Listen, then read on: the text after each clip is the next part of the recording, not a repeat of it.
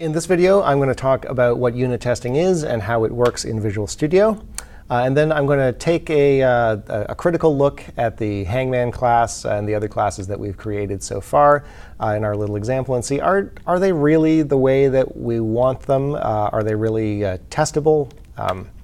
And how can we modify it to make it more testable? So some few quick notes about unit testing. What do I mean by unit testing? Unit testing is about taking a class and testing the methods in that class rather than end-to-end testing of an entire program. So that's what the unit in unit testing means. We break a program down into specific units and we test each one of them separately.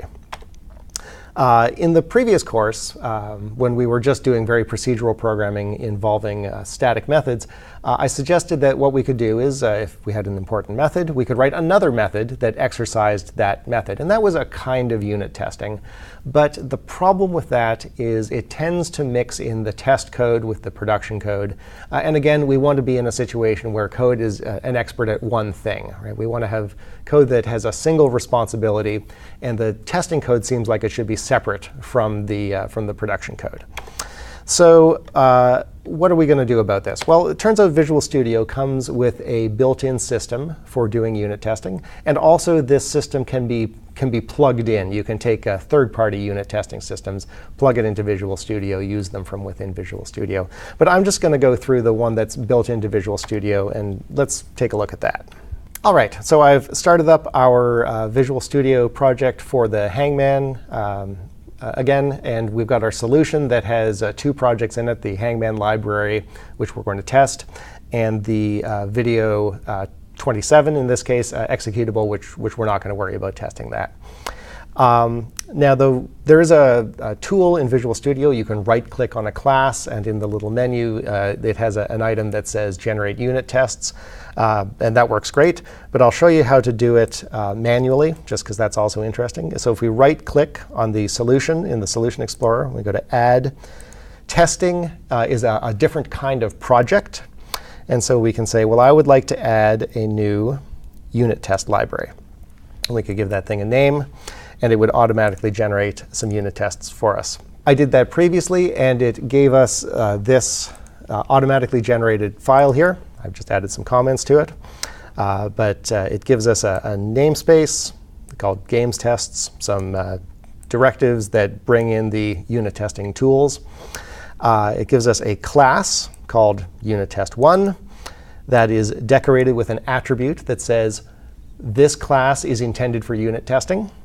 It creates a method called test method 1. It decorates that thing with an attribute that says this method is intended for unit testing. And then, aside from the comments that I've written in here, it would be empty. Right? So this would be all of the code that would be generated for you, just a little file that has one class in it and one method in that class that doesn't do anything. Now, even though the class and the method don't do anything, we can still run the tests. So we can go to Test up here. We can go to Run. And then let's say Run all tests. And what Visual Studio is doing now is it's building all of the projects. And then it's saying, oh, you know what? I see that there are some classes that are marked as test classes, and those have some methods that are marked as test methods. I'm going to create instances of those classes, and I'm going to start calling the methods in there. And then if any of them produce failures, and I'll show you in a minute how to produce failures, then the test will have said to have failed. And if any of them don't, that those tests will be said to succeed. And so we can see here we have one passed test. It's called test method 1. And we're great. Our tests have all passed. All right. So how are we actually going to write a test in here? Well, recall that in regular programming, we had this debug assert method, which was in the system diagnostics namespace. And every now and then, we would say debug.assert, and then we would give it a Boolean expression. And if that Boolean expression were ever false, then our program would halt. Right? And essentially, what we're doing is we are saying, I'm going to assert that a particular fact is true. If that assertion is ever violated, then tell me by breaking into the debugger. It lets you find your bugs. The unit testing system has a similar mechanism. It has a class called assert. Remember, with debug.assert, the class is called debug. The method is called assert. And we can use that class, we can use the methods on that class to verify whether our test cases have passed. So let's suppose that I have a string with my name in it. And then I'm going to say, I want to test the player type. Oh, we've got a red squiggly here. Could not be found. I guess I need to say using games here. All right, and I've already added a reference over here. All right, so we're all good here. So now that works. And I want to say, OK, I've created a new player. I've given it a name. I know that the player has a name property. I would like to verify the fact that the name property is equal to the thing that I passed in. So I'm going to say, I wish to assert that these two things are equal, the name and player.name. And if you look at this with IntelliSense, you'll see that it's saying this guy takes two arguments. The first one is called expected, and the second one is called actual. So the assumption that's going to be made here is that if these things are not equal, then this one is the correct one. Right? This is the one that we were expecting to get, and this is the one that we actually got. All right, so now let's run this test again. So we can go to test, run all tests.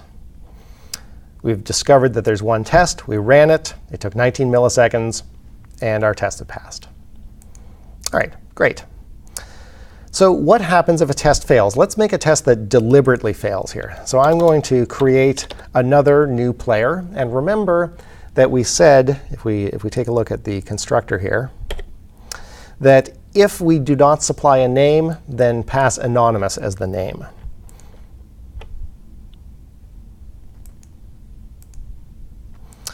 All right, so I'm going to assert that name, which recall is still Eric, is equal to player.name. So in this case, I've made a mistake. The test is wrong. I really should have said anonymous here, because anonymous is what we expect. But I want to demonstrate what happens if a test case fails. So I'm going to say test, run all tests. And this time, instead of showing up with a nice green check mark, it shows up with a X saying that this test failed. And we could then take a look. We could then click on it. It would take us to the test that failed. We could then run it in the debugger, try to figure out why the test failed, and so on. All right, but let's comment out this deliberately failing test. The number of methods that are available on the assert class is large. If we use IntelliSense, we can see that there's a whole bunch of them, and that each of these have a bunch of overloads. You know, the r=equals method has 14 overloads, and so on. So there's a whole bunch of stuff in here. The ones that I use most often are equal, is not null, and is true. And these all do exactly what you would expect. r=equal says, I'm going to assert that these two things are equal. Is not null takes one thing, and it asserts that this thing's not null. And is true is like debug.assert. It just takes a Boolean. And if the Boolean is ever false, then the assertion fails and the test fails. All right, so that's how we test for success cases. How would we test for failure cases, cases where we would expect an exception to be thrown? With this unit test system, not all unit test systems are like this, but with this unit test system, you want to make sure that you have one test for every one thing that you want to fail. So here, for example, I'm going to say this is a test method. I'm going to add another attribute to this thing and say, I expect that this thing is going to produce an exception, and that it's going to be an argument null exception. And now I'm going to just say, well, I want you to call the hangman constructor, and I want you to pass null as the first argument. And that's going to, as we know, if we take a look at that, that's going to say, well, the player can't be null. I'm going to throw an argument null exception. So now if we run these tests, we go to test, run all tests, then we now have two tests, and they both passed. So this is good. This test did, in fact, produce an exception. This is, you'll note, one of the very few times when you would want to call a constructor and not assign the reference that was returned back to something. Because we could say in here, we could say, hangman h equals new hangman. But we don't care. We're never going to use this thing. In fact, the assignment is never even going to happen, because it's going to throw before that happens. The reason why you don't ever want to have two tests in the same method that test whether exceptions are being thrown is because after this one throws, the test says, well, it threw. I guess I've passed. I expected this thing to throw. It did throw. Right? So if you had another test down here, right, then it would never run. And therefore, you don't know whether it's passed or failed. So there's lots of things that we can test, and lots of them are perfectly straightforward. And you could easily write tons and tons of test cases for the Hangman class that we've created and the player class. The big question, though, is how are we going to test the main method of this thing, right? The thing that takes in a guess and decides whether you've won or lost. It's the most important method here. It's sort of the core of the whole system. But it seems like it would be hard to write a test case. And here are some test cases we would want to write. We would want to say, what happens if there's a duplicate guess? What happens if there's a winning guess, a losing guess, a correct non-winning guess, an incorrect non-losing guess? In fact, you'll note that these are all of the event handlers that we had, right? These are all of the important things that the class can do. And so that's maybe some indication of what things we should be testing. Okay. So let's suppose that we wanted to test an incorrect but a non-losing guess. So we would need to choose a letter that does not appear in the word. And that's not hard. And you could write a program that does that. And we have the word available. Let's think about how we might do that. Okay, so we might make a new test method. We'll call it test hangman mistake.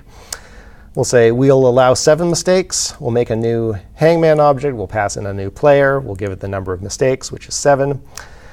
Maybe we'll make some assertions here. Right? We'll say, oh, I'm going to assert that the game is in progress. I'm going to assert that the number of mistakes remaining is the number of mistakes that I gave it, and so on.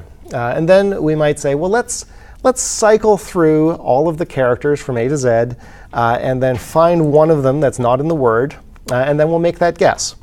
I don't know if I mentioned this in the previous course when we were talking about for loops, but here's a way that you can cycle through all the characters. It's perfectly legal to say, oh, I would like to start this character at C.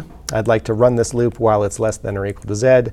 And I'd like to increment it one character at a time. And this works for the letters from A through Z. All right, so in this loop, I'm going to say if the word does not contain this letter converted to a string, then let's make that guess. Right? And then I'll say, well, we've made the guess. So let's assert that we are still in progress. This did not lose. And let's also assert that the number of mistakes that are remaining has gone down by 1.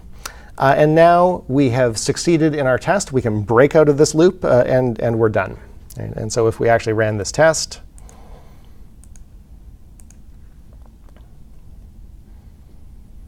then we would now discover 3 tests. And sure enough, all 3 of them passed. We did not test to see if the right event handler was called. And that's part of the behavior of this class. And so you'd think that, well, we could create the new hangman class. We could then add an event handler. And then we could somehow figure out if that event handler had been called when the mistake was made. And I'm not going to go into the details of how to do that. The easiest way to do that in C# involves a feature called lambdas, and we're not going to cover that feature in this course. So this works, and the code that we're testing is correct. But remember, the tests are there not just to test if this code is correct right now, but if this code is going to continue to be correct in the future when people are making changes to it. Right? So let's suppose, for the sake of argument, that someday in the future, somebody has made a change to the code, and this test is now failing. Well, how is it failing? Is it failing consistently? The word is being chosen at random, which means the letter which produces the mistake is going to be different practically every time that we call this test. So maybe it will fail once, right? And then the test team will be informed. The test has failed. Development will be informed. This test has failed. Somebody needs to be assigned to fix it. And then they look at it and they say, oh, I can't make that fail on my machine. you must be wrong. It must actually be working. And believe me, you can go a long time back and forth between different teams trying to assign blame for a test case that sometimes fails and sometimes does not. It is very, very frustrating. So what you want to do is you want to make sure that you design your classes so that they're testable. And by testable, I mean that if things are going to fail, then they're going to fail in a repeatable manner. So the test that we really wanted to write here would be something more like this. I'll comment out this code here.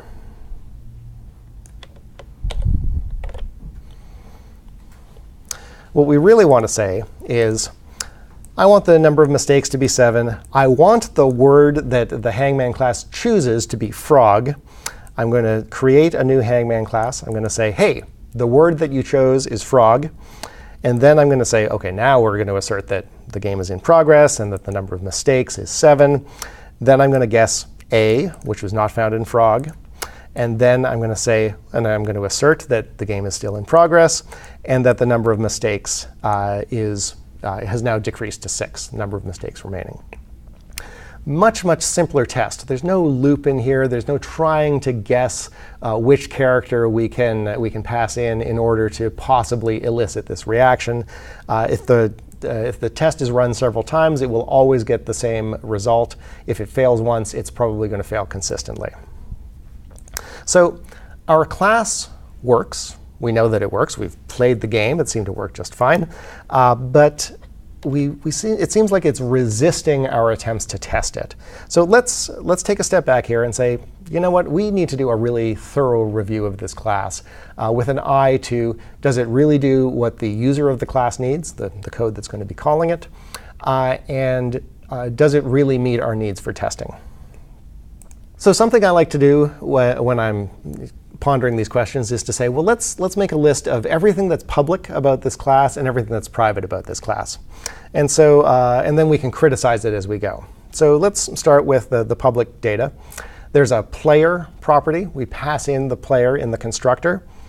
That's provided by the caller. So that seems good. It seems like we are injecting a dependency here. So that's probably good.